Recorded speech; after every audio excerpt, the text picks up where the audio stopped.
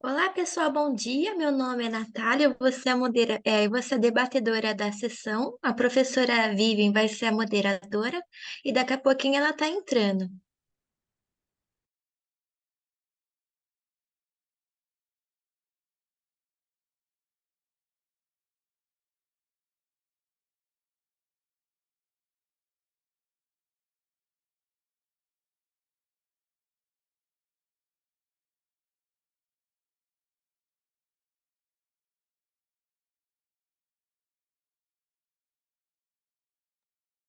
Olá, bom dia. Se vocês quiserem ligar o microfone, pode ligar.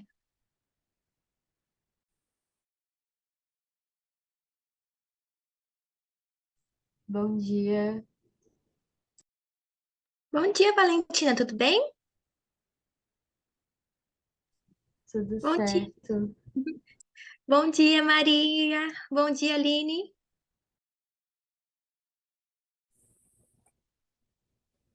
Oi, bom dia a todos. Vamos aguardar então aqui as instruções, né? Bom dia. Eu vi, deixa eu ver, Aline, qual o artigo? A Aline e a Valentina, né? Isso. Beleza, já estão aqui. Só falta, acho que, do último artigo, o pessoal chegar.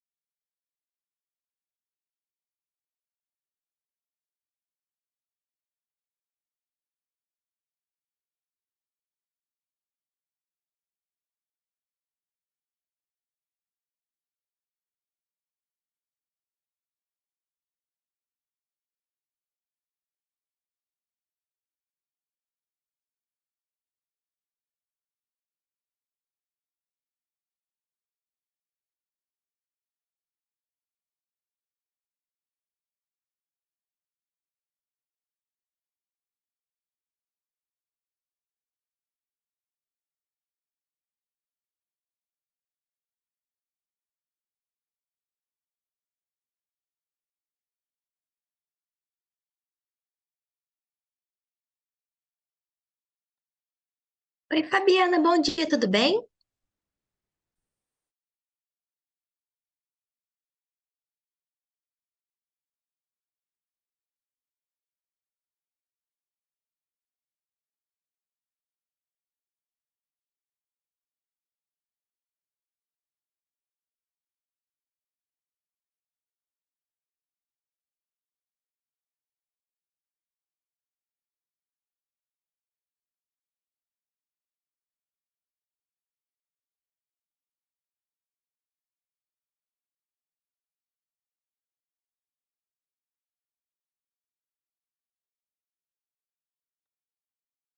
Olá, Juliane, bom dia. Bom dia.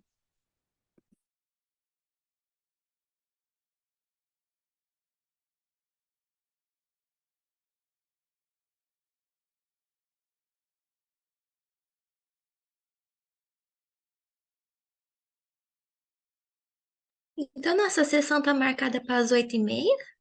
Só vamos esperar a professora Vivian, que é a moderadora, e a Fabiana, que acho que estava conectada aqui, desconectou, que ela é uma das autoras do último artigo, para todos estarem aqui certinho, participando.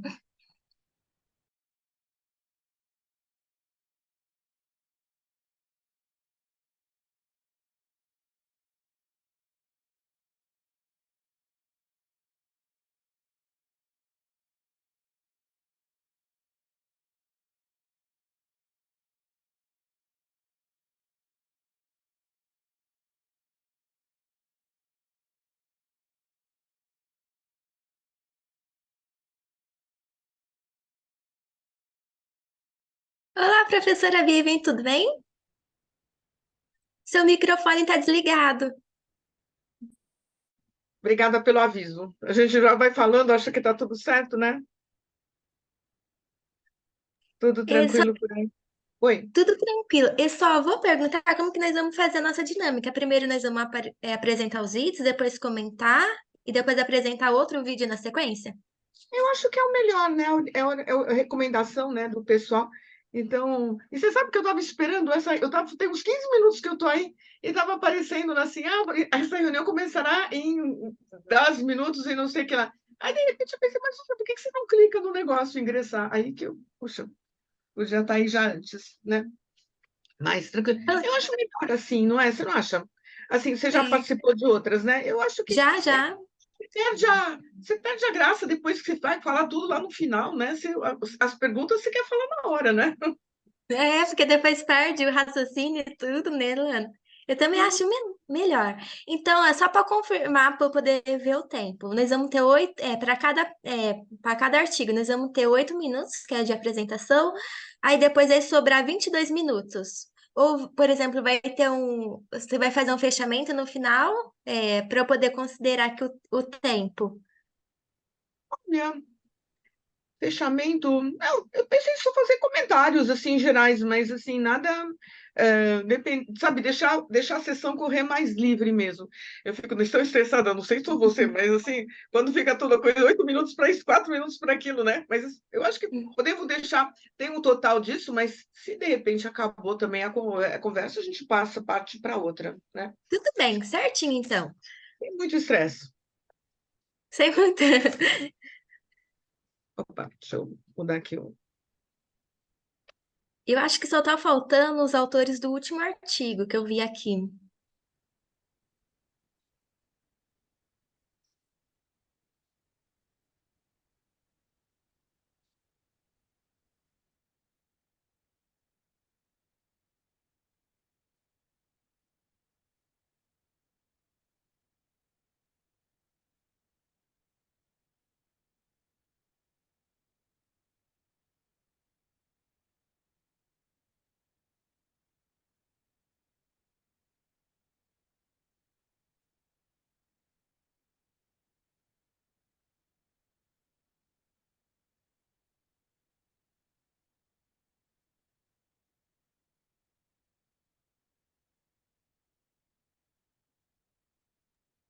Oi, Gabriel. Bom dia, tudo bem?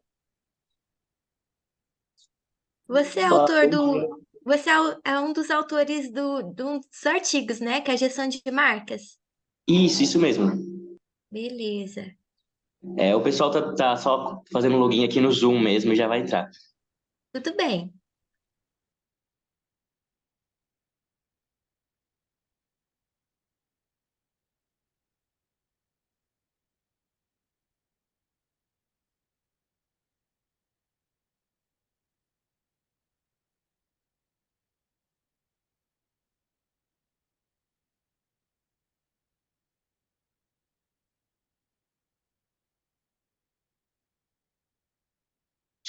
Aqui, né, Natália? A gente pode começar, né?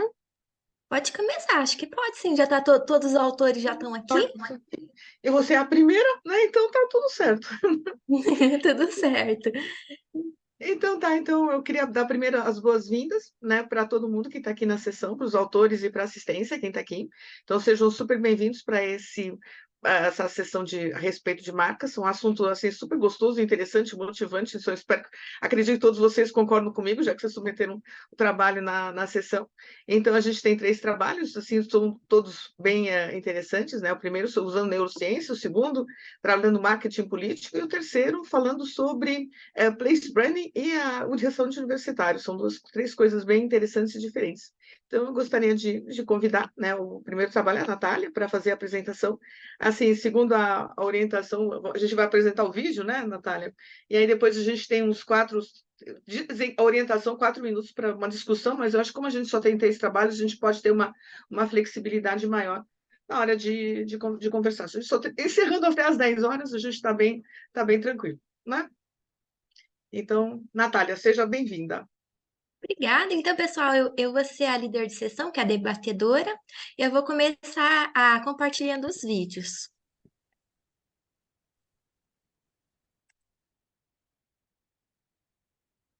Um momentinho só.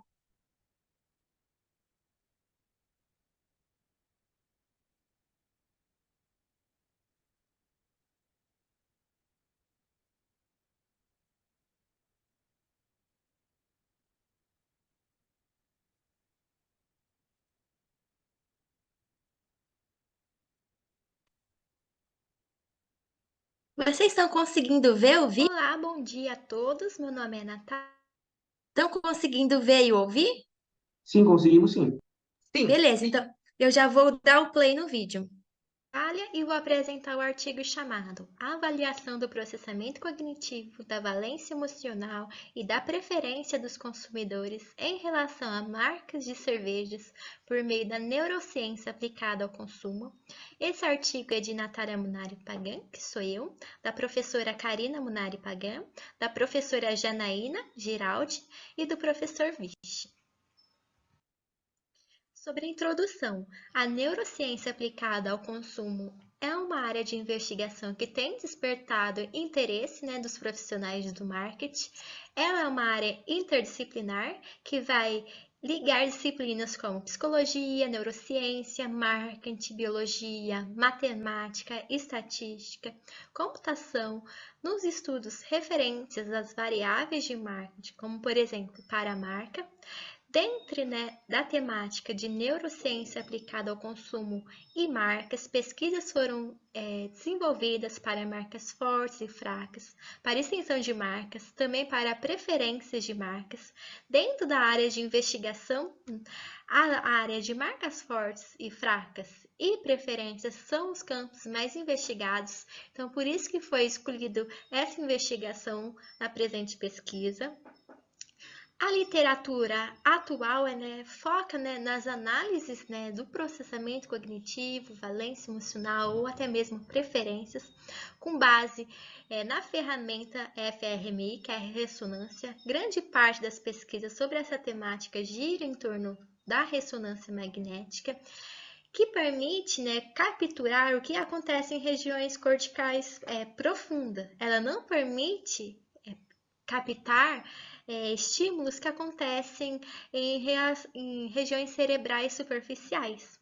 Algumas pesquisas fizeram uso de EG também, só que outro método foi empregado, como por exemplo o RP.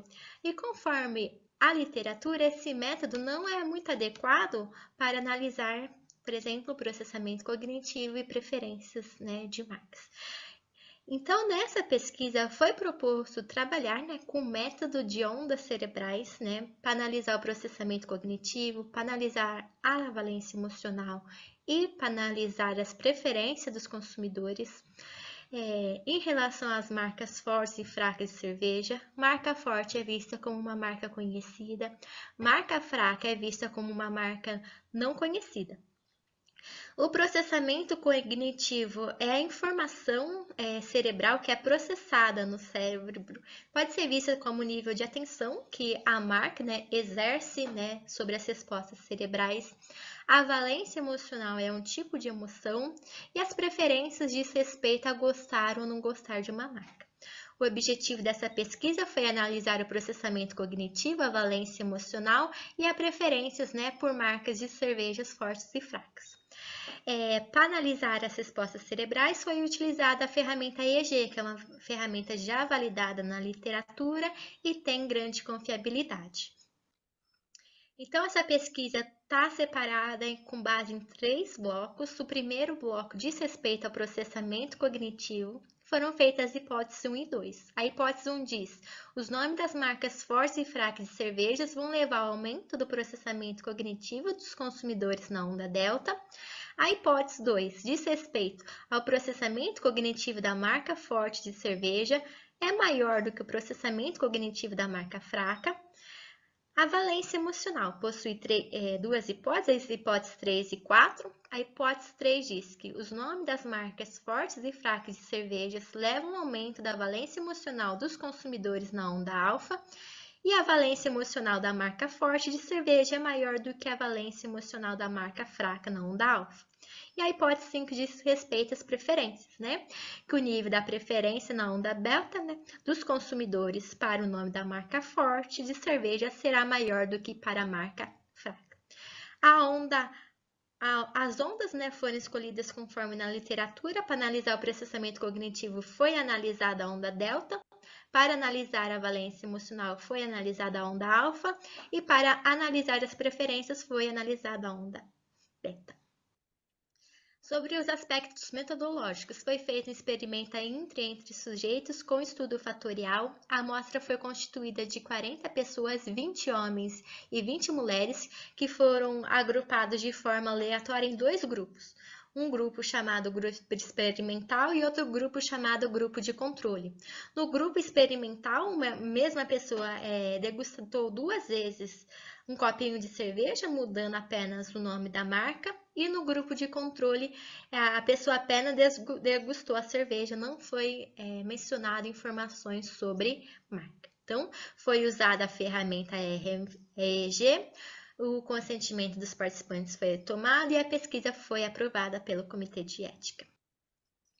Não houve normalidade nos dados, então foi usado um teste não paramétrico. Aqui mostra os resultados sobre o processamento cognitivo. Não foi visto o aumento do processamento cognitivo quando a informação da marca forte foi apresentada, mas houve um aumento do processamento cognitivo quando a informação da marca fraca foi apresentada. Sobre a valência emocional, não houve um aumento, né, na onda alfa quando as marcas foram apresentadas, então as hipóteses 3 e 4 elas não foram confirmadas. Sobre as preferências, também não houve um aumento, né, na onda delta ao apresentar as marcas de cervejas. Contudo, a níveis de declarações, as pessoas disseram que gostavam mais da marca forte. Alguns disseram que sentiram gosto diferente, mais teor alcoólico, mais fraca, mais aguada, embora a cerveja tinha sido a mesma. A conclusão, o objetivo da pesquisa ela foi cumprido, né? A hipótese 1 foi parcialmente confirmada, as outras não foram confirmadas. Esses resultados se baseiam com a literatura em relação à preferência, né? Que diz que há uma divergência entre a resposta neurológica e biológica em relação às preferências declaradas. Em relação às emoções, não houve um aumento das emoções quando as marcas foram apresentadas, embora alguma parte da literatura mostre que as marcas, né, algumas marcas podem gerar apego emocional. Para essas marcas, isso não aconteceu. Isso pode ser por causa da categoria do produto, porque é uma cerveja tradicional, pode ser que as pessoas não percebem muita inovação, muita diferenciabilidade entre as marcas, né? O processamento cognitivo da marca fraca teve um aumento, né? Isso pode ser explicado pelo fato do cérebro tentar associar o nome da marca com alguma experiência, né? Que a pessoa já ocorreu com a marca e o que pode justificar esse aumento. Essas são algumas referências que foram usadas e muito obrigada. Parabéns, Natália, pelo trabalho. Queria convidar os participantes, se alguém tem algum comentário, alguma pergunta a fazer para a Natália. Eu queria parabenizar o trabalho, achei super interessante, né?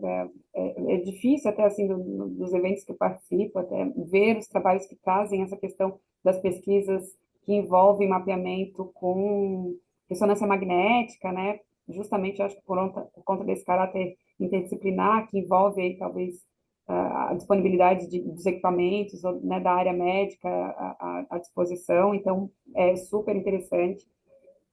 Acho que os resultados falam, trazem dados importantes. Eu fiquei me perguntando também sobre a questão social, né, das preferências, porque vocês fazem algumas inferências, né, do porquê de repente, as preferências não estarem tão evidentes. Eu fiquei me perguntando que nós, como consumidores, também consumimos e manifestamos as nossas preferências como uma afirmação social, né, para ser aceito, enfim. Então, eu imaginei que talvez isso possa ser um dos elementos que influi aí nos resultados, mas, obviamente, por conta do tipo de pesquisa, não daria para ver, assim, né, porque é um mapeamento individual. Mas fiquei me perguntando sobre isso, assim, né, se a questão, quando você não está no laboratório, na frente de outras pessoas, se a manifestação por interesse de marca e a forma como a gente lida com a marca não teria relação, né? Mas essas foram só algumas reflexões a partir do estudo,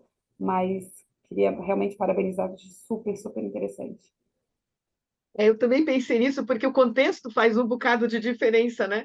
Você na Com mesa do certeza. bar com os amigos, qualquer cerveja vai ter uma coisa. Mas como tem essa coisa bem racional, né? Do cognitivo, que estava querendo, aí realmente fica um ambiente muito estéril, né? O grande problema desses trabalhos. Mas assim, nossa, eu queria perguntar, você parou, né? Assim, desculpa, se eu atropelei alguém também. Quando vocês fizeram as marcas que vocês escolheram eram marcas de consumo assim comum. Vocês fizeram como? Vocês conversaram, no trabalho vocês só falam que vocês fizeram uma seleção com o grupo, mas não entraram em detalhes, assim, vocês elencaram as marcas, pediram para as pessoas falar espontaneamente, como é que saiu isso? Ó, primeiro, foi realizado um pré-teste, né? Foi feito um questionário com todas as marcas de cervejas tradicionais disponível e foi pedido para os participantes colocaram a opinião deles de 1 a 7, o quanto eles conheciam a marca, né? A Ah, partir tá. disso, foi escolhida a marca forte e a marca fraca. Aí, A mais durante falada e a menos falada? a mais conhecida e a menos. Uhum. Aí, a partir do conhecimento. Aí, no momento, né, do experimento, né, porque ele deixou de ser um estudo de levantamento para descobrir as marcas. Num experimento, eu perguntei para as pessoas: você conhece, por exemplo, essa marca forte? Você conhece essa marca fraca? Ninguém conheceu a marca fraca, né? Pensaram até que fosse uma marca que a USP estava desenvolvendo de cerveja. Nossa, vocês conseguiram achar isso? Conseguimos.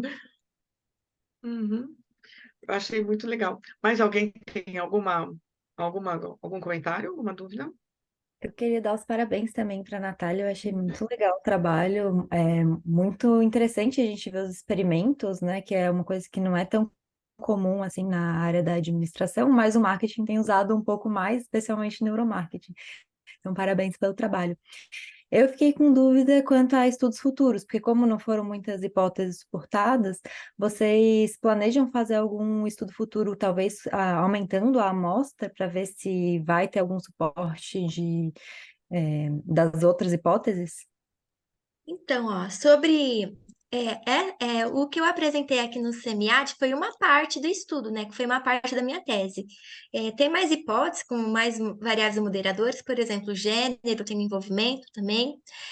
Sobre estudos com neuromarketing, mas sem relacionado à marca, o grupo de pesquisa já tem algumas pesquisas, por exemplo, para a marca país, efeito país de origem.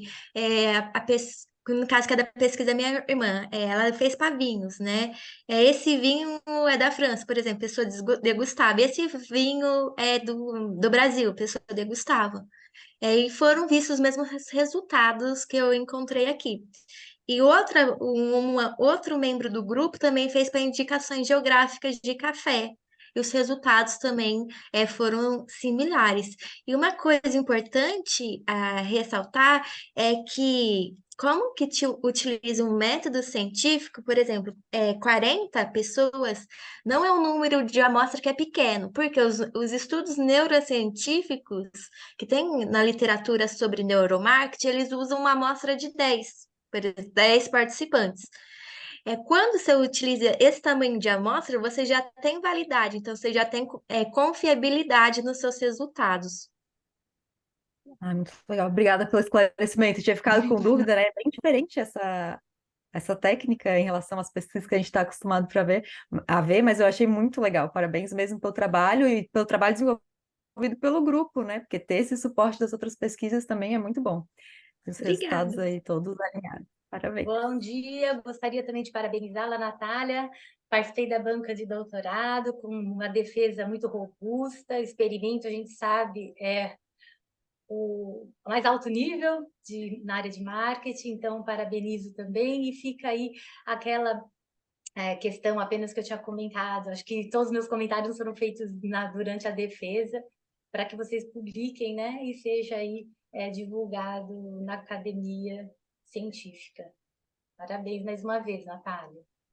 Obrigada, Fabiana. Mais alguém com algum comentário? Então, parabéns, Natália. Assim, tá mesmo um trabalho muito bacana. Assim, eu acho que vale a pena. Eu acho interessante que vocês estão focando muito em bebida, né? Café, cerveja, vinho. Eu acho que nesse ponto, assim, fica bem gostoso de fazer a pesquisa, né? Não tem quem não goste de responder sobre cerveja, sobre vinho, café, doce. Nossa, que grupo mais saboroso esse, né? Assim, fica muito gostoso. Como é que vocês fazem? Vocês têm algum parceiro que trabalha e faz as análises da parte de eletroencefalográfica? Porque isso é um conhecimento super técnico, né? Então, quem aprendeu foi minha irmã no mestrado, né? Ela com o André, eles aprenderam o método. Aí foram passando para o Matheus, aí passou para mim também. Uhum. Mas o que teve suporte foi para A ter coleta dos a dados. EG, que é ter Uhum. a ferramenta e o software de analisar os dados, né? Que foi com parceria com o professor da Inglaterra, o professor Vish, né? Por Uhum. conta de recursos. Então, é ele que entrou com o financiamento do EG e com o software de análise. Bacana, porque essa parte é sempre tão complexa, né? Nessas É, coisas todas. Muito bom. Parabéns, Natália. Então, se obrigada. ninguém tem mais nada a falar, vamos para o segundo trabalho? Vamos para o segundo, eu vou compartilhar aqui. Tá.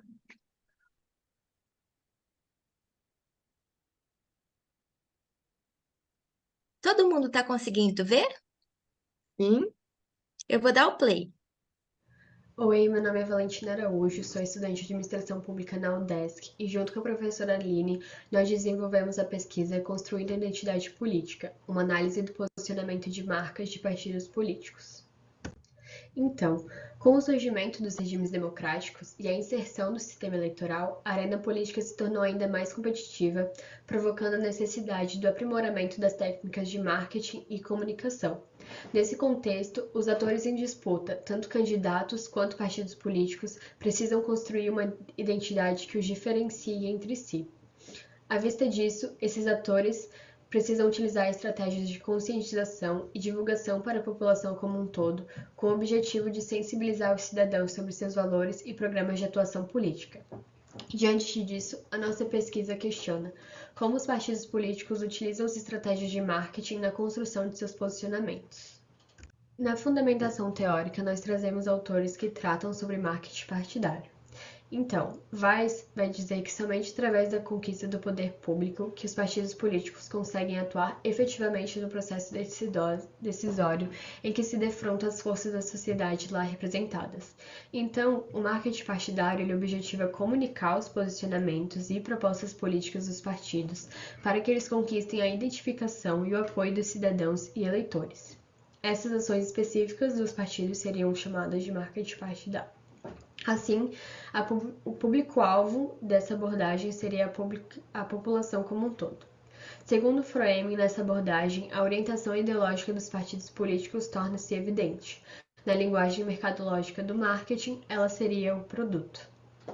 No entanto, alguns desafios são vistos na questão do marketing partidário, como a quantidade de partidos existentes, as coligações partidárias que são formadas durante as campanhas eleitorais e o esvaziamento ideológico. Somando esses fatores, nós temos o aniquilamento das identidades partidárias e a personalização das campanhas eleitorais.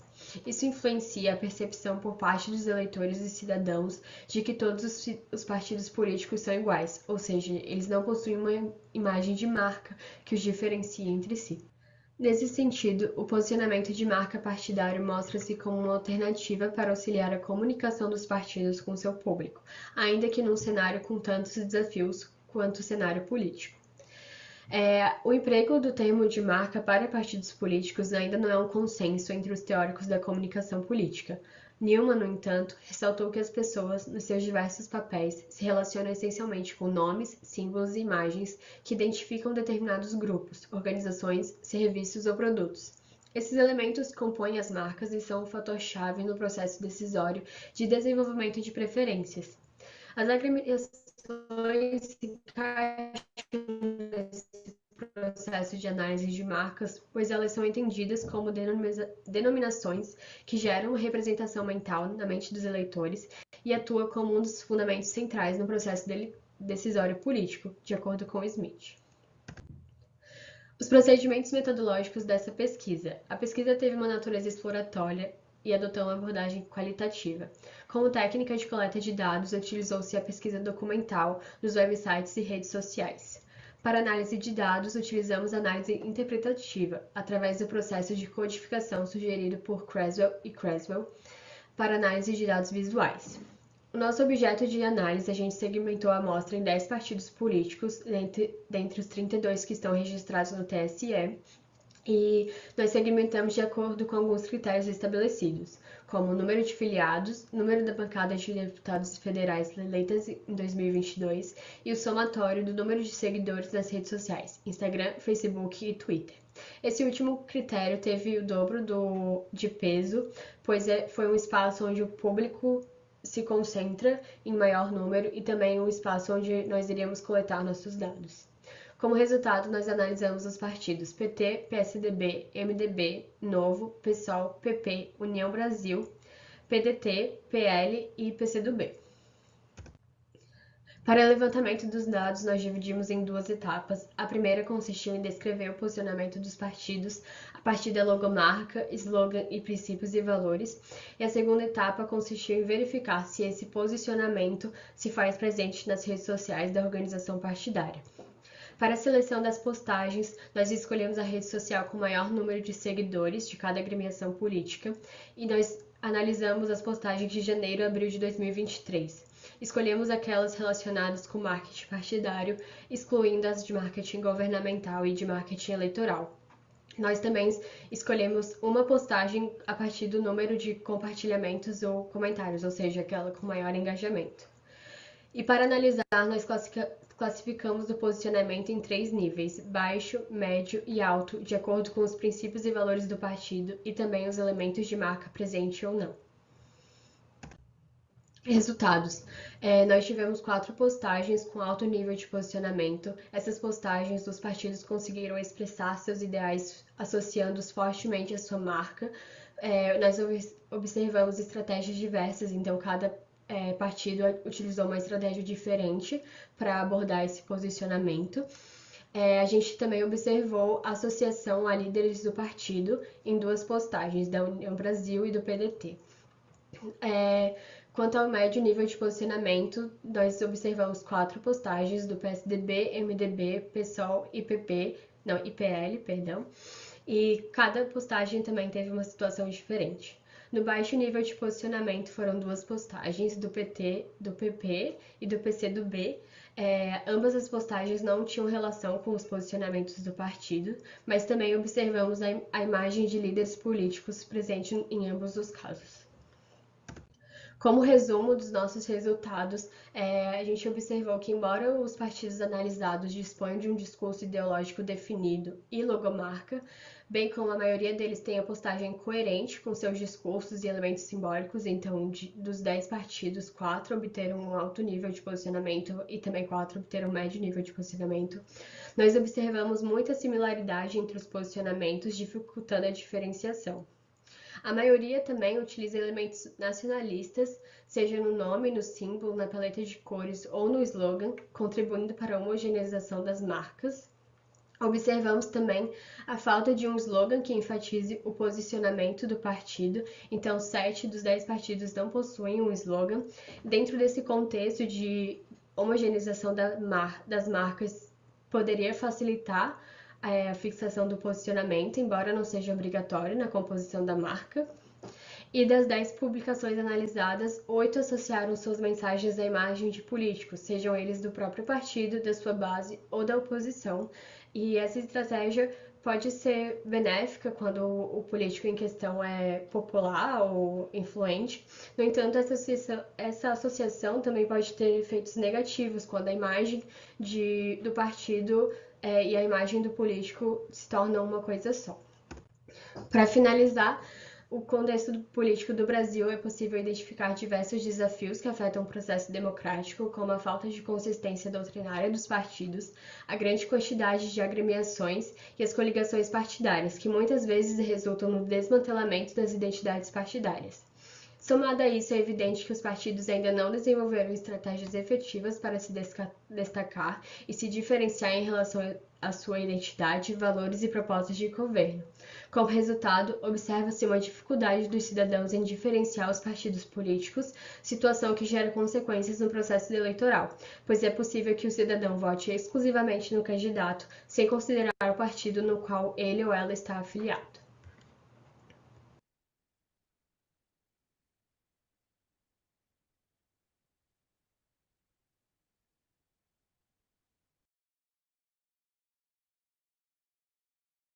Muito bom.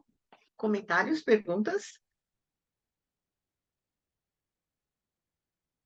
Bom, eu vou começar então. Parabéns a Valentina e a Aline pelo trabalho. Achei extremamente importante para o Brasil, para essa quantidade imensa de partidos que a gente tem, comparavelmente com outras nações.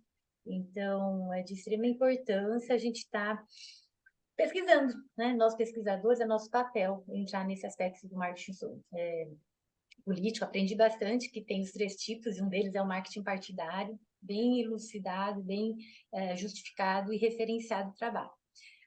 Também no detalhamento analítico quanto aos símbolos das logomarcas, das campanhas, então a gente percebe que a interpretatividade foi bem executada do começo ao fim na parte de análise. Tenho algumas perguntas. A primeira delas, lá na questão do trabalho, a pergunta de pesquisa, vocês colocam, tá aqui, deixa eu dar abrir aqui, por gentileza.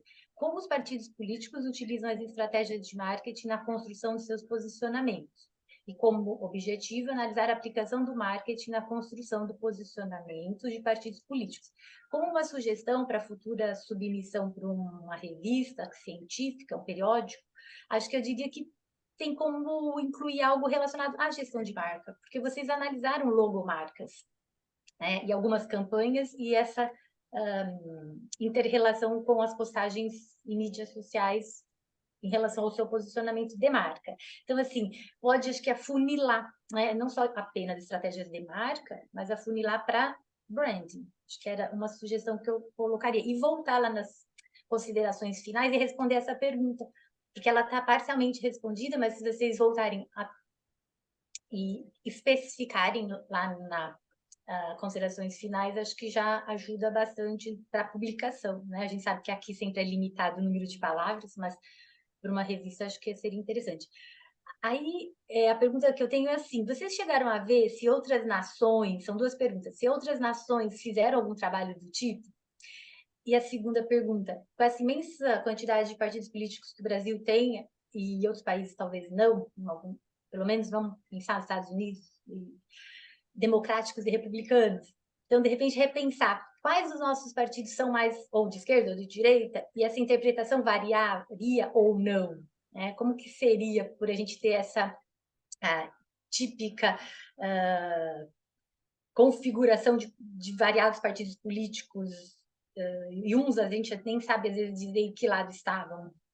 Então, assim, acho que são duas perguntas que eu perguntaria para comparar com fora do Brasil. Mas parabéns, muito, muito interessante, vale publicar, importantíssimo publicar um trabalho desse. Apareceu na pesquisa, sim, essa questão de pesquisa de outros países. Se eu não me engano, foram 4, e eles pesquisavam a personalidade de marca dos partidos. E aí eu lembro que tinha na Alemanha, Polônia, Chile e algum outro país, assim, mas apareceu essa parte, só que eles focavam na personalidade da marca, né? E qual que era a outra pergunta? A questão do esquerda e direita. Tá mutado. Ah, o seu microfone está desligado, Fabiana. Você entendeu a segunda pergunta? Era sobre esquerda e direita, dos partidos? Porque a gente tem uma nós temos uma imensidão de Assim, partidos políticos no Brasil. Então, quais seriam daqueles 2 grupos divididos, se permeia esquerda e direita entre aqueles 2, ou democratas e republicanos?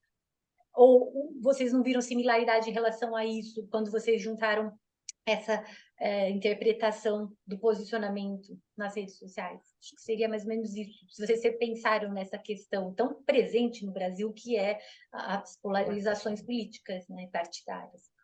uhum. A gente pegou, né? Tentou pegar partidos assim de esquerda, direita, de centro. Eu acho que na análise ficou bem. Não ficou tanto polarizado, sabe? Teve partidos de esquerda com alto nível de posicionamento, mas também teve partidos de esquerda com baixo nível de posicionamento. Então, e também teve partidos de direita com alto nível de posicionamento. Então, não fica tão assim polarizado essa parte do posicionamento.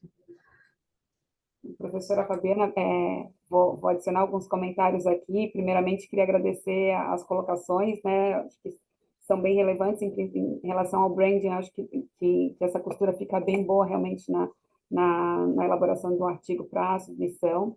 Esse trabalho que está sendo apresentado, ele é fruto de uma dissertação, de um trabalho de conclusão de curso, de um TCC. Então, no trabalho, na parte do referencial teórico, a Valentina encontrou alguns estudos que trabalham que mencionam essa questão da dicotomia, ou de outros países que trabalham, por exemplo, os Estados Unidos, com republicanos democráticos, que tem uma diferenciação mais clara, ou você tem menos quantidade de partidos e uma ideia mais clara de 2 extremos, né?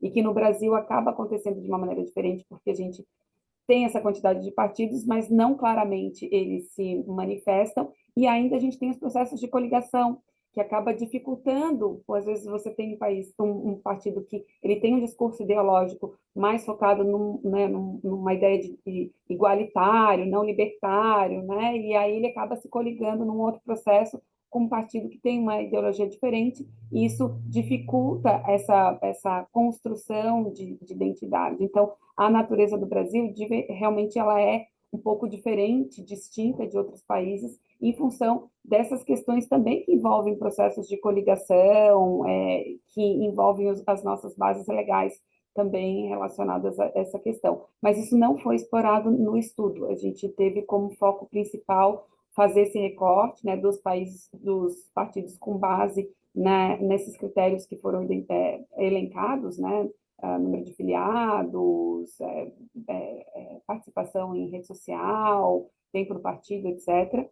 E aí, desses partidos, nós não nos ativemos tanto a fazer essa análise de se ele é um partido de mais para a esquerda ou mais para a direita. A gente tentou utilizar um posicionamento mais neutro, de ver o que eles manifestam nos seus websites, né? Então, aí trazer, a partir do posicionamento dos websites, nos websites, essas informações que compõem, né? Mas, até porque às vezes eles não se manifestam claramente, justamente para permitir essa maleabilidade em períodos eleitorais, que vão envolver esses processos de coligação e etc., né? Mas a análise comparativa com outros países, eu acho que é uma possibilidade de estudos futuros muito, muito rica, justamente por analisar essas diferenças, né, de como os partidos se posicionam e com quais finalidades, né? Qual é o objetivo desses posicionamentos? Professora Aline, Valentina, que trabalho mais lindo que vocês assim fizeram para um trabalho de graduação, tá muito bacana, Valentina. Até recomendo que Sim, vocês avancem isso aí. Pensa fazer um mestrado, começa a pensar, sim. avançar nisso, porque eu acho que você tem um potencial muito grande. Eu estava pensando também, eu gostei muito de ler o trabalho, e olha, uma coisa que eu acho que vocês prestariam um serviço público, de utilidade pública, se vocês conseguissem identificar o posicionamento desses partidos mesmo. Aí eu estava pensando, em vez de pegar onde eles se declaram mais, que isso sempre tem uma forma explícita, né? Olha, a gente quer ser visto desse jeito, ou mais ou menos assim. Talvez fosse um caso de fazer uma análise de discurso e ver o que de fato eles estão se colocando. Porque eu acho uma dificuldade enorme. Se você estira os extremos, né? Um PL, um PSOL, ou assim, é muito. União Brasil, sei lá, a sensação que eu tenho é que é tudo muito parecido, né? Então, eu devia pegar os posts de um período grande, todos, aí eu diria, porque tem sempre um discurso embutido aí no meio, né? E fazer uma interpretação disso e tentar elencar, porque eu diria, mesmo os próprios partidos, eles têm talvez uma intenção de se colocar por algum lado, mas eu diria, na realidade dos fatos, eu diria que a gente tem um enorme bololô e muita coisa que eu diria que, em termos de marca, a gente tem um conjunto de marcas esquizofrênicas. Elas não são marcas que têm um posicionamento claro, né? Elas estão por um lado, vão para o outro, oportunistas, né? Então, se a gente vai analisar isso em termos de marca mesmo, elas são péssimas as marcas todas, né? Em termos do que elas têm de ativo delas mesmas, né? Então, eu acho que você tem aí um canal enorme, absolutamente polêmico, né? E é de catar gente para detonar para tudo quanto é lado, principalmente o povo dos partidos políticos. Mas eu diria, em termos de pesquisa acadêmica, nossa, você tem um canal assim monstruoso para você pesquisar o resto da vida. Assim, eu acho, e como a Fabiana disse, assim, fazendo essa pesquisa ainda comparativa com outros lugares, você tem chance de fazer uns lindos bolsas sanduíches, doutorados parcialmente fora, com uma possibilidade enorme de você fazer análises assim riquíssimas. Eu acho que é uma área que eu já vi muita gente, marketing, assim, eu não quero mexer com partido, porque é sempre uma área complicada, né? Mas eu acho que você tem aí um caminho, assim, sensacional. Parabéns, parabéns, meninas, vocês encontraram uma área muito bacana. Sim, Parabéns, professora Vivi. Alentina, Aline, aos demais autores do artigo também. É um artigo, né, que tem uma inovação que dá para perceber. O tamanho, né, da amostra dos partidos é bom, é boa para pesquisa, está escrito de uma forma clara e concisa.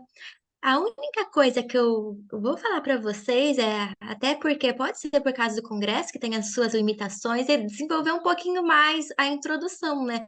Comentar onde que está a inovação da sua pesquisa, que para o leitor pode não parecer claro, para o leitor não está claro. Então, você tem que ter mais uma experiência assim, na ciência para poder ver a inovação da sua pesquisa. Uma outra coisa, inclusive na introdução, que eu recomendo é fazer tipo uma mini revisão da literatura. Colocar autores que analisaram, né, essa mesma temática. Que partidos eles analisaram, em quais redes sociais, o que eles encontraram, para depois mostrar como que a sua pesquisa vai se diferenciar desses outros estudos já desenvolvidos, né, aí na literatura. Uma coisa também é que seria legal você colocar lá na conclusão são as aplicações, né? Quais são as aplicações teóricas, práticas, né, da pesquisa? Aí e essas são as minhas perguntas. Acho que a Fabiana quer responder, quer falar? Pode falar, Fabiana. Sim, obrigada, Natália. Então, puxando aí na lógica também do comentário da professora Vivian, o que eu penso? Até para a mídia, eu acho que esse trabalho com a riqueza científica de estudo que vocês fizeram, poderiam escrever um press release, né, um documento e mandar para algumas mídias, porque ele é passível de publicação e disseminação do conhecimento, não só da área de do marketing, como de branding, de gestão de marca, e poderia ter em alguns jornais, alguns blogs, sim, esse resumo enxuto do trabalho, mostrando que a pesquisa científica é capaz de tal temática ser abordada com evidências científicas, teóricas da nossa área. Então, achei bem importante, sim, repensar, fazer essa categorização partidária, e mencionando a questão de coligações e toda essa complexidade dos partidos no Brasil, e mandar para algumas mídias. Acho importante o público em geral ter conhecimento do seu trabalho, porque a gente às vezes pensa na disseminação científica para o Congresso, para a revista acadêmica, mas cada vez mais é importante o público em geral. E esse é um tema que merece, e que as pessoas, sabendo, vão também começar a prestar atenção. Como a professora Vivian falou, não tem essa solidez teórica de marca que nós, pesquisadoras, conhecemos. Então, de repente, é um alerta para realmente eles se profissionalizarem cientificamente no trabalho de marketing partidário e político, no caso. Acho que eu vejo também uma grande possibilidade de publicações fora do ambiente acadêmico, meninas. Parabéns, então, mais uma vez também. Aí, Aline e Valentina, se vocês puderem comentar aqui brevemente para o pessoal qual que seria a aplicação gerencial, como que eles poderiam ser usados, né? E escrever também no seu artigo. Eu acho que acabou cortando para submeter ao CNEAD, mas no meu TCC, né, saiu sobre as explicações práticas, justamente essa questão dessa necessidade mesmo, assim, dos partidos fortalecerem as suas marcas. A gente também observou vários partidos que, por estratégias, assim, políticas, acabam trocando suas marcas várias vezes, estratégias de mudar o nome. Então, a gente trouxe no trabalho, no meu TCC completo, essas aplicações práticas, assim, essa necessidade deles realmente fortalecerem suas estratégias, assim, de marca e de posicionamento. Uma pergunta, vocês chegam a aprofundar lá no seu TCC como que isso pode ser feito? Como que os partidos políticos eles podem ter uma imagem, uma marca mais posicionada? Ou não chegou até aí? Não, a gente não chegou. Vocês, inclusive, podem, né, para o artigo, se vocês quiserem publicar em revista, dar um passo a passo de como que eles podem fazer isso, né, para poder ajudar, servir como uma cartilha, tá? Parabéns, um tema muito bom, muito interessante, né? E não vejo muitas pesquisas em relação à marca. Parabéns para todos os autores. Obrigada. Obrigada pelas contribuições também de todo mundo. Vamos levar em consideração para tentar submeter depois. E pensa no futuro, Valentina. Enfim, obrigada, né, pela contribuição e pela participação de todo mundo. Vamos, então, ao terceiro artigo, Natália. Vamos lá, eu vou compartilhar ele. Tá.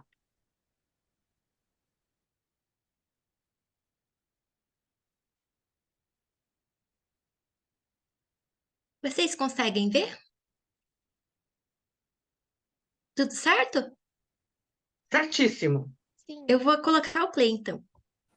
Olá a todos que estão assistindo, o meu nome é José e eu vou apresentar o nosso trabalho sobre a gestão de marca do restaurante universitário e o estudo sobre a atitude dos consumidores, que nesse caso são os estudantes, em relação a esse lugar. Bom, para começar eu preciso explicar o que é o restaurante universitário. Ele é um lugar que existe com o objetivo de fornecer uma refeição balanceada, saudável, economicamente acessível, dentro do campus, porque os estudantes eles não têm tempo de se deslocar para outros lugares no meio das aulas para se alimentar. Então, o restaurante universitário precisa existir. para que eles consigam ter uma alimentação saudável enquanto eles estão no campus. Só que fazer todas essas coisas muitas vezes acaba sendo desafiador para as instituições. E a nossa pesquisa tem então como objetivo de coletar dados dos estudantes do campus para definir quais atitudes do consumidor que motivam eles a utilizar ou não o restaurante universitário, para daí então os ajustes necessários serem feitos a fim de atender o melhor possível a demanda dos estudantes. Oi, eu me chamo Lívia e agora a gente vai iniciar aqui com a literatura acerca do nosso trabalho. A importância de estudar restaurantes em campos universitários é destacada na literatura de marketing desde os anos 90. No entanto, há poucos estudos brasileiros sobre consumo sustentável e o comportamento do consumidor neste contexto. A maioria dos estudos que a gente conseguiu angariar, se concentra na satisfação dos usuários dos restaurantes universitários em si. Não foram encontradas publicações sobre serviços de alimentação em universidades, apesar de existirem estudos sobre place branding. Então, é por isso que a gente quis mesmo trazer esse debate e conseguir aprofundar, dar uma análise mais holística e um pouco mais aprofundada sobre o tema. Sobre restaurantes universitários e gestão de marca de lugar, o nosso estudo aponta que no Brasil, os restaurantes universitários surgiram por volta da década de 50 no Rio de Janeiro, e o seu objetivo era fornecer refeições para o corpo docente, tanto professores, alunos, quanto os técnicos administrativos que frequentam o campus. Além disso, a gente também percebe que não existem só restaurantes universitários nos campus, como outros tipos de cantinas, food trucks, além de outras maneiras de realizarem suas refeições. Nós também entendemos que o place branding, a gestão de marca de lugar, pode favorecer os restaurantes universitários, tanto em questões estratégicas para crescimento e atingir o público, além de deixar claro suas opções vegetarianas, suas práticas sustentáveis e gestão de resíduos. Isso atrai o público. Sobre a teoria que a gente abordou, o construto da atitude, ele tem 3 elementos básicos. São o cognitivo, o afetivo e o conativo. A gente entende que a atitude é o que leva a pessoa a ir àquele estabelecimento e consumir naquele lugar. E essa atitude, esse construto, ele tem fundamentos tanto psicológicos, tanto variáveis, que também cada elemento do construto possui uma hierarquia dentro de si. E dentro dessa hierarquia, a gente pode entender qual é a atitude, o que leva a pessoa a consumir esse lugar. Dentro desse construto, existem o elemento cognitivo, afetivo e conativo. Sendo que o cognitivo, ele está ligado ao conhecimento, o quanto você sabe sobre aquele lugar e o que te leva a querer consumir aquele produto. O afetivo, ele está mais ligado ao sentimento, às sensações. O que traz, qual o sentimento que surge ao visitar aquele lugar ou consumir naquele estabelecimento. Além disso, também tem o conativo, que ele entende que a intenção, qual é a sua intenção de ir lá, qual o objetivo, qual o comportamento te leva a consumir naquele local. Agora a gente vai falar um pouco sobre a metodologia do nosso trabalho. Nós optamos pelo método de pesquisa descritivo exploratório, Isso para dar mais profundidade e uma análise mais holística para o tema que foi proposto. A gente fez uso de uma abordagem quantitativa por meio de uma pesquisa online de amostra não probabilística. Os dados que foram angariados dessa pesquisa online foram aplicados em um software próprio para que a gente conseguisse realizar uma análise fatorial exploratória. E assim, que foi identificando interrelações entre as variáveis no nosso conjunto de dados referente ao nosso tema. Olá, pessoal. Eu sou a Natália e vou apresentar como que nós fizemos a análise de dados. Foi levantada uma base amostral de 145 respondentes, sendo o público-alvo jovens universitários de 17 a 30 anos. A análise estatística dos dados está pautada em critérios teóricos e metodológicos, e eles foram validados pelo procedimento de análise fatorial exploratória. Para a validação dos dados, foi calculado o alfa de Cronbach e analisado pelo software Stata, usando o critério de KMO. Buscamos, assim, uma combinação de todos os indicadores apresentados pelos 3 construtos retidos, de modo que a informação fique cada vez mais clara.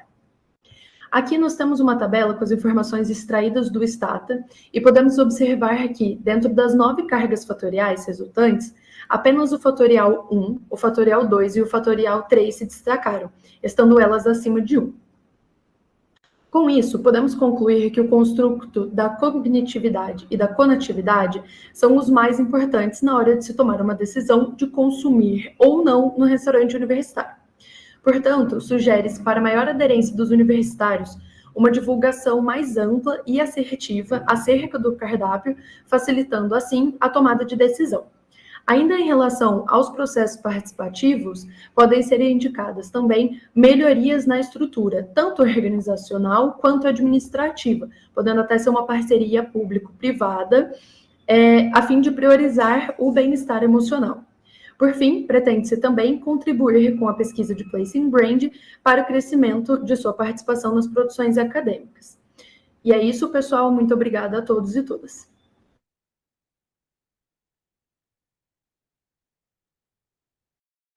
Muito bom. Agora estamos abertos às perguntas e comentários.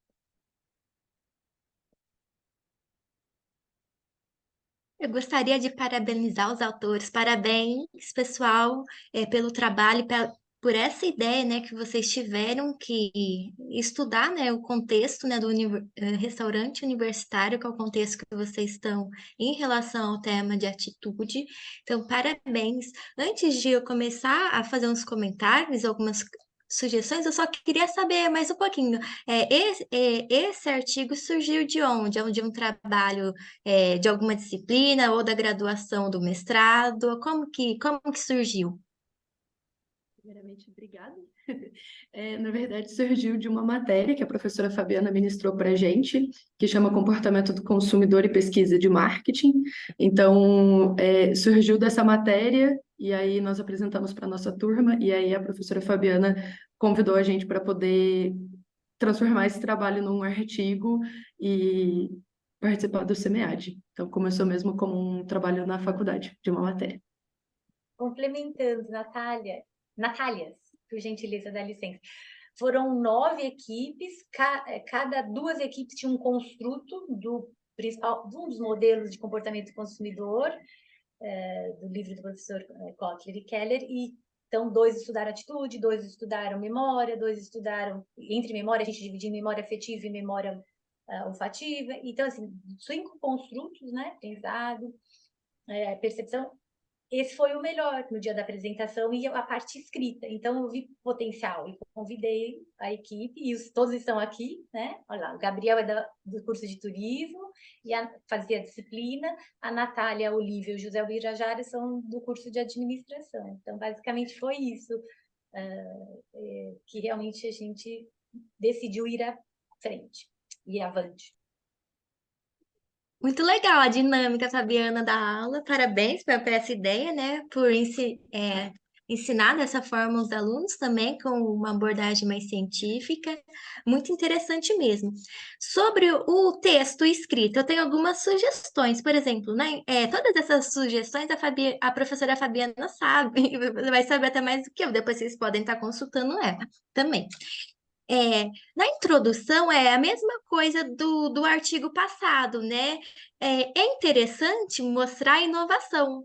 Qual que é a inovação trazida na sua pesquisa? Por exemplo, pode estar justamente em estudar essa atitude para o restaurante universitário aí da Universidade, né, de São Carlos, né, o FSCar.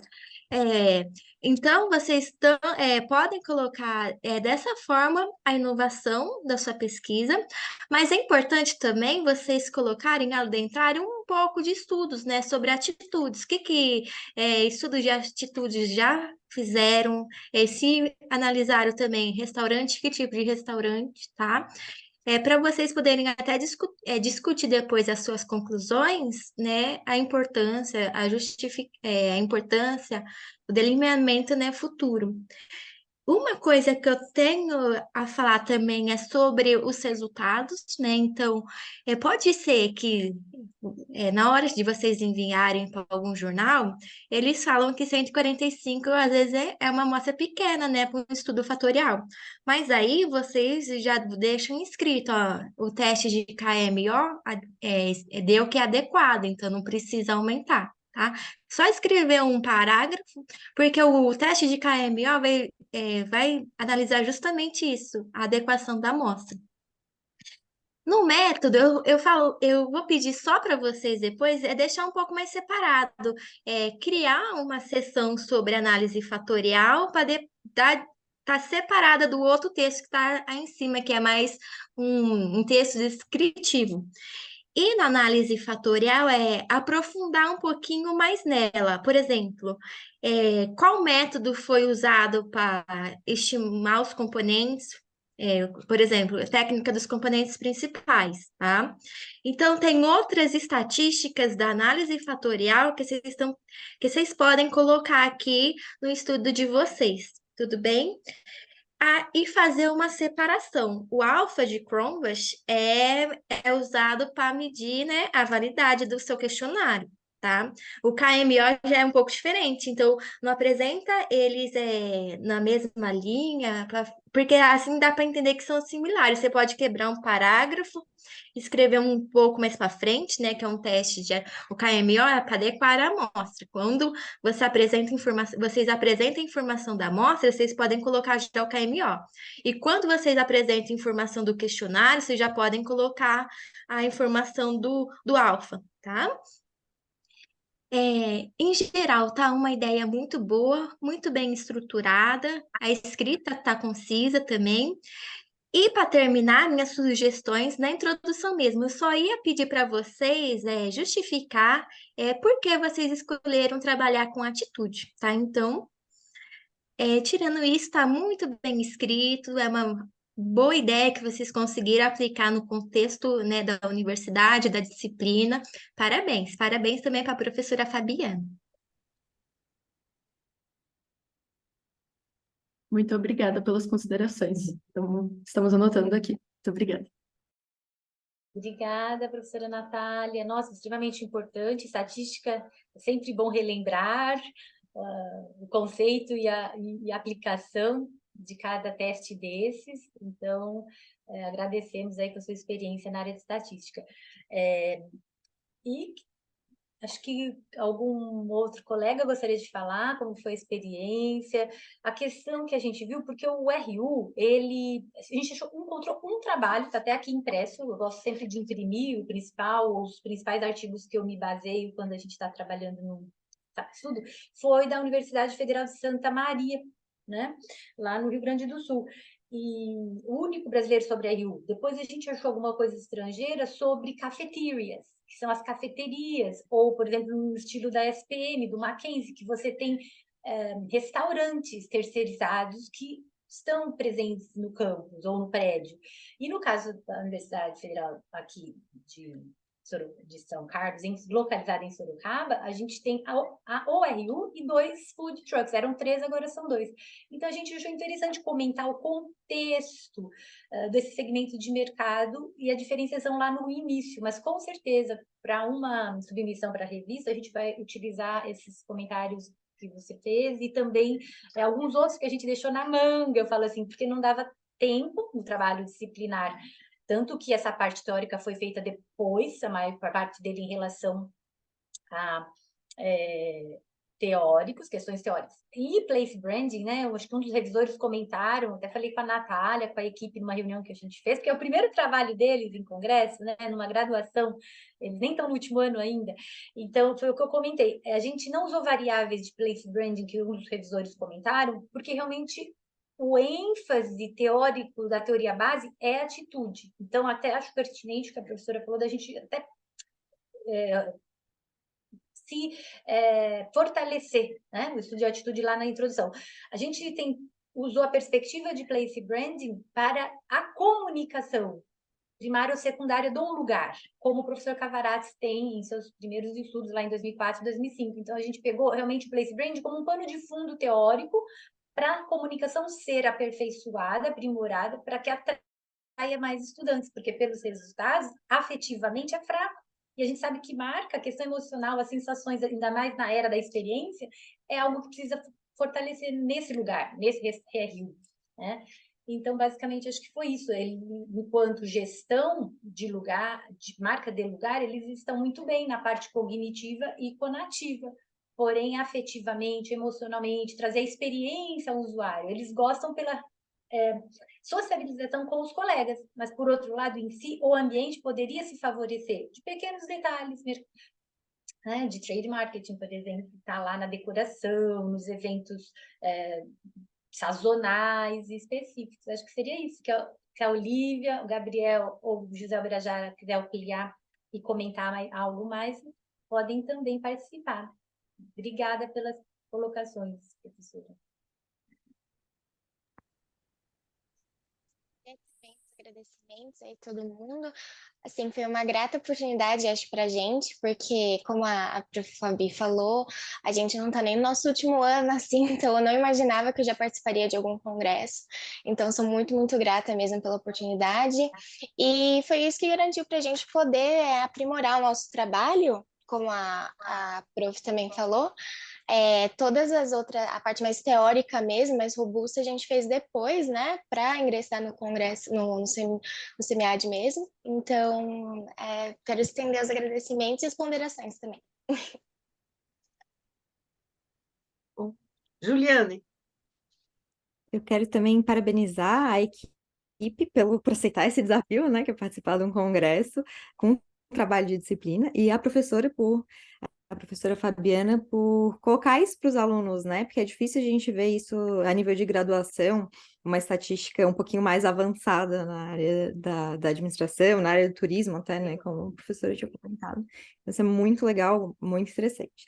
Aí, como contribuições para o trabalho, a questão da amostra que foi utilizada, vocês podem justificar a escolha da amostra com base no próprio RE, que ele diz que vocês têm ali 9 itens na escala de vocês de atitude, e ele diz que a quantidade de respondentes necessários para a validação de uma escala numa análise fatorial exploratória é de 5 a 10 vezes, né?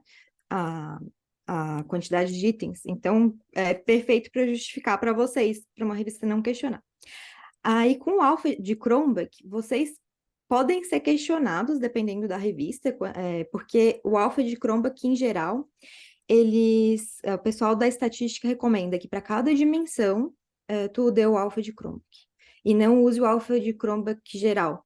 Porque já que existem dimensões diferentes, seria interessante apresentar cada um. Com certeza o Stata deve ter dado o alfa de Cronbach de cada um também, e isso pode até ajudar vocês ali nas conclusões, dar o suporte que vocês precisam para dizer, o afetivo está faltando. O afetivo não foi validado no nosso modelo, porque o alfa dele talvez tenha dado menor, talvez tenha até alguma questão ali nas perguntas que possam ser refeitas, reaplicado e comparado posteriormente. E eu achei muito legal o tema, eu acho um desafio bem grande falar de RU, né?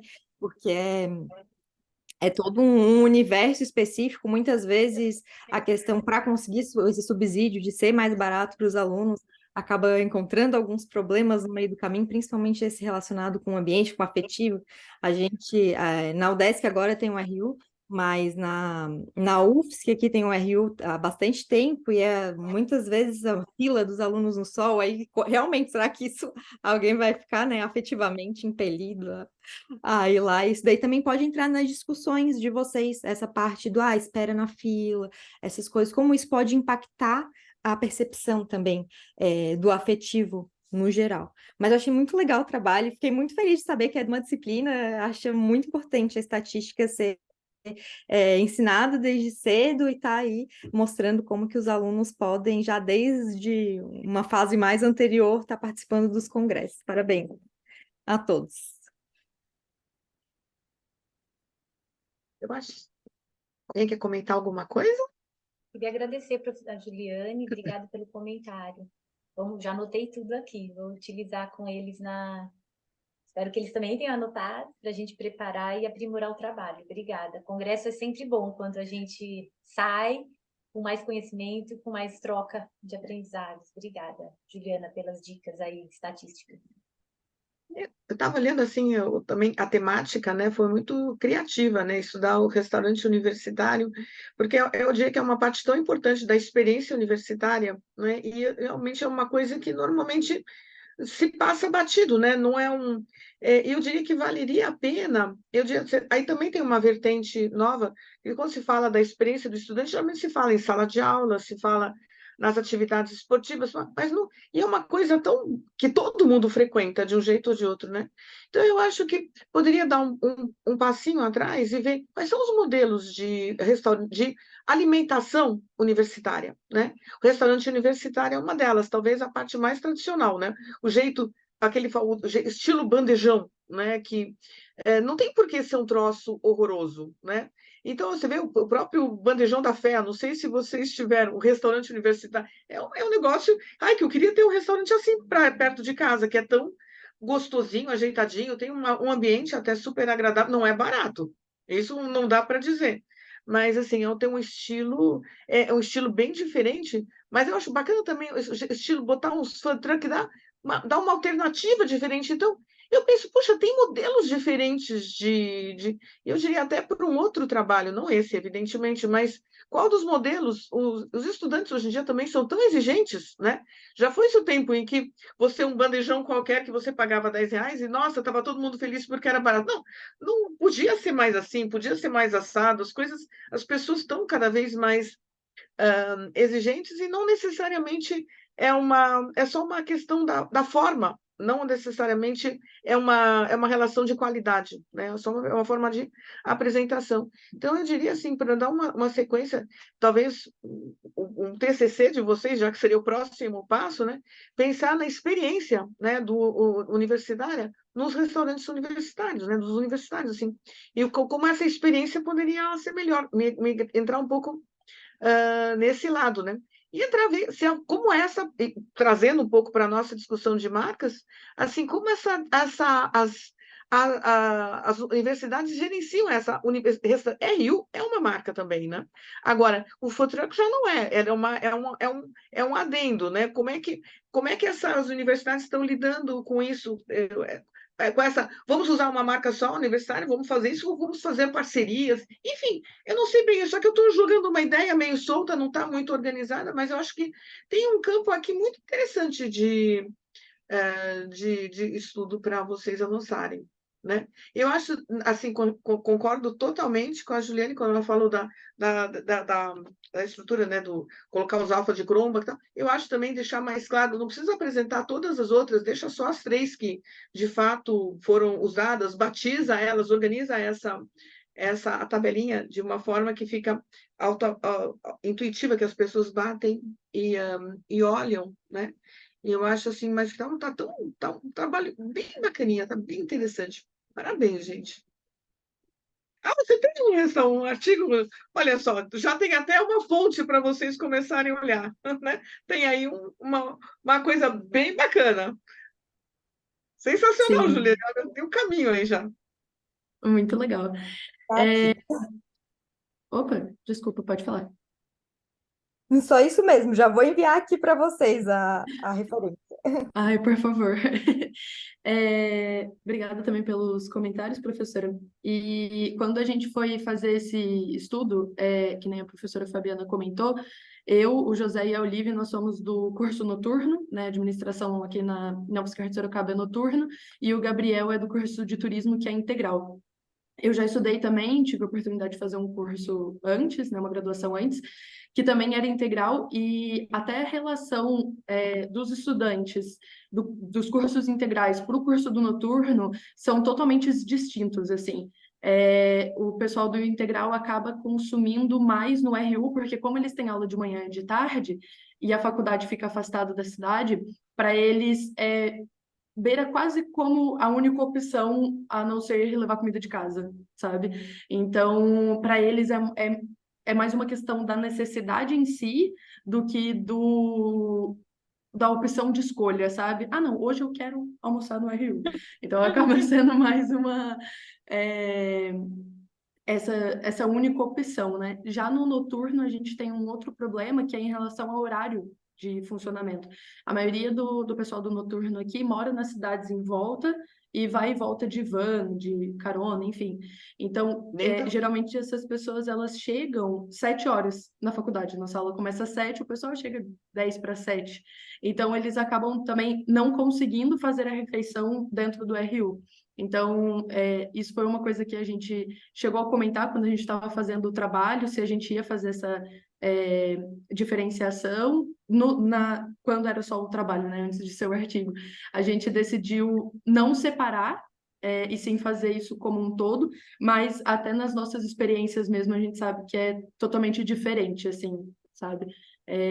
Essas duas percepções e essas duas vivências, assim. Eu queria fazer uma complementação que a Natália disse, que nem ela comentou, a gente tem essa diferença, né, de curso noturno e curso integral, então, como a universidade é afastada, fica bem difícil da gente se locomover e fazer as alimentações. E durante a nossa pesquisa, a gente separou em 3 etapas, né, uma com a etapa dos dados demográficos das pessoas da universidade, uma voltada à opinião das pessoas sobre a RU, o tanto de quantidade que vão, problemas para problemas que enfrentam a frequentar o RU, e aí a terceira parte foi sobre a teoria da atitude. Então, assim, conteúdo a gente tem bastante para trabalhar. E foi bem legal trabalhar isso na visão do turismo, que a gente também sempre preza, né, pela qualidade do serviço, da experiência. Então, eu também gostei da indicação do artigo que você enviou, tem essa relação com os hotéis, então é bem legal a gente poder ver essa relação, né, que os alimentos não estão só ligados ali à experiência de satisfação, né, também está ligado ao poder comer lá ou não, a disponibilidade de tempo, ao gostar ou não. Então, tem bastante conteúdo para pesquisar. Muitas vezes, no fundo, também o restaurante ele é um lugar de agregação, né? Se o lugar não é agradável, as pessoas dizem, poxa, vamos, a gente se encontra no restaurante para fazer alguma coisa, depois a gente se encontra lá para confraternizar, assim, mesmo seja entre os amigos, né? Agora, se não convida, não é uma coisa agradável, não é uma experiência satisfatória, vocês vão encontrar os botecos em algum lugar, né? Assim, não vai ser. Então, eu diria que as universidades elas perdem grandes oportunidades de transformar os espaços de convivência em espaços ricos, não fica aquela coisa, parece que isso aí não é valorizado, né? Pode ser qualquer coisa, porque afinal isso não é o core da universidade, né? E deve ser preservado e valorizado, né? Como um ambiente de convivência mesmo dos alunos. Muito bacana. Mas esse trabalho... Opa, desculpa, pode continuar. Imagina. Não, eu só ia agradecer a indicação da Juliane, que olha, acho que aí vocês têm um caminho, olha, muito legal. Sim, muito obrigada, Juliane. Vamos entrar em contato, com certeza. Mas foi até legal você mencionar essa pergunta de amigos, né? Tipo, encontrar os seus amigos num restaurante ou realizar a refeição com eles, porque foi uma das perguntas que a gente fez em relação a isso. E existe um certo comportamento, assim, as pessoas tendem a preferir realizar a refeição quando elas estão acompanhadas de algum amigo, assim. Então, principalmente no integral, e aí é mais uma vivência minha também, é o horário de almoço, né? A gente chega uma hora na Faculdade Federal que está cada um fazendo uma matéria, que é todo mundo na mesma sala e está todo mundo já meio perdido. Então, a gente acabava se encontrando no restaurante universitário, tipo, no RU, para poder ali fofocar, contar da vida, né? Sei lá, ter aquele momento ali de socialização. E eu ia comentar mais alguma outra coisa, eu esqueci o que era, mas é isso. Não é uma coisa só instrumental, né? É uma coisa que se tá perdendo uma ótima oportunidade de construir justamente espírito de corpo entre os alunos, de solidariedade, porque é um ponto de convivência, né? Aí, Sim. tratando de hospitalidade, né, Gabriel? Tem tudo a ver, né? Sim. Parabéns, gente. Alguém mais gostaria? Natália, você gostaria de falar alguma coisa sobre trabalhos? As professoras aqui presentes, os participantes em geral? O único apontamento que eu tenho para trabalhos em gerais, né, é enviar eles para artigos científicos para poder dar o conhecimento assim para outras pessoas, para os pesquisadores. Então, eu recomendo fortemente estar publicando eles em alguma revista científica. E parabéns que foram todos os artigos bem escritos, inovadores e bem estruturados. E gostosos de ler, né? Assim, que isso também é uma coisa, só porque é científico não quer dizer que precisa ser chato ou pesado, todos são muito agradáveis de ler. Afinal, a gente escreve para as pessoas lerem, para as pessoas se interessarem, e não deve ser as coisas herméticas, elas devem ter consistência, elas devem ter devem ser parrudas no que estão sendo feito, nas escolhas que a gente faz, mas elas devem ser sedutoras na maneira como a gente escreve, que afinal a gente escreve para todo mundo ler, entender e apreciar o que a gente faz. E nesse sentido, está todo mundo de parabéns, porque os trabalhos todos estão muito, muito agradáveis e muito gostosos. Eu queria aproveitar também para parabenizar a condução e a moderação da sessão. Eu achei né, que foi muito construtiva, foi gentil, foi elegante, especialmente a atuação da professora Vivian, da professora Natália e também dos demais participantes, aí destaque para a professora Fabiana, para a Juliane também, assim, então tem situações em sessões que depende muito da postura, né, dos professores e dos moderadores, tem críticas que não são tão construtivas, tem outras né, que às vezes a gente sente, né, uma certa animosidade, mas especialmente nessa eu queria realmente parabenizar, assim, estou saindo super satisfeita pelo que foi dito e principalmente pela forma como foi dito, porque foi muito gentil. Então, eu saí daqui bem feliz e agradecida com os apontamentos, além, obviamente, dos trabalhos que são excelentes, assim, né, de alta qualidade, com boas chances de publicação e a possibilidade de aprender também, né, que é o mais gostoso quando a gente está nesses espaços de evento e colaboração. Muito obrigada, viu? Eu que agradeço, porque uma sessão é feita pelas pessoas que estão nela. Então, assim, se a sessão foi gostosa, foi porque todos vocês estão aqui.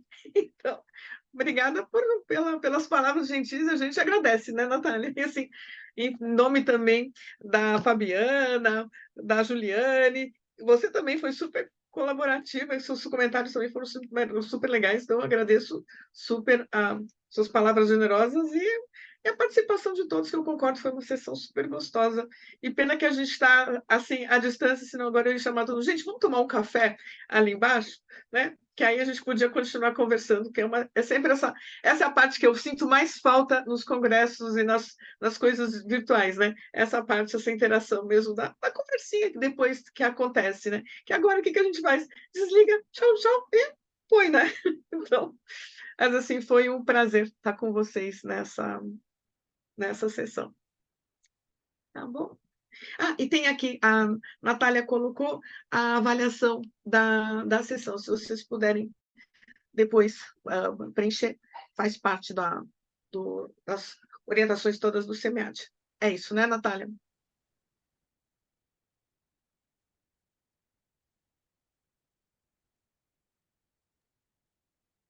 Só para lembrar, então, eu vou pedir que todos acessem o link que eu coloquei aqui no chat para avaliar a sessão. E eu desejo a todos um bom dia, um bom trabalho, uma boa publicação. E obrigada por todos os comentários feitos aqui durante essa sessão sobre marcas aqui no SEMEAD. E qualquer coisa que vocês quiserem palpite, é só me chamar, que palpite eu estou sempre disponível, tá bom? Obrigada, professora Vivian. Obrigada a todos. Parabéns. Bom dia para todo mundo. Bom dia, gente. Obrigada, bom Obrigada, dia. pessoal. Tchau, Bom tchau. dia. Fizeram print, Tchau. Vivian? Bom Fizeram dia. print? Hein, Cari, Natália? Não, Vivian, vocês fizeram print? Não quer que faz? Todo mundo? José, Vocês você que pode... sabem, vocês que estão coordenando, vejam aí. Vamos tirar um print, então, José. Você gostaria de ligar a câmera ou não? José, Pode tirar, isso. pode Não tirar tem- o print desse jeito? ele está sem câmera. Tá sem câmera? Então, eu vou tirar o print assim. 1, 2, 3. E vou ver se eu consigo colocar aqui no chat. Eu vou tentar. Um momento. Eu acho que eu consigo dar print e colar aqui. Consigo. Pronto, ó. A Aline também pôs o print. Coloquei Tem dois ali para prints você. aqui, então. Tem dois prints. Vamos copiar. Legal. Boa ideia, Fabiana. Ótimo. Registrar o momento, né? Senão fica para a eternidade. Tá Né, certo. prof? Uhum.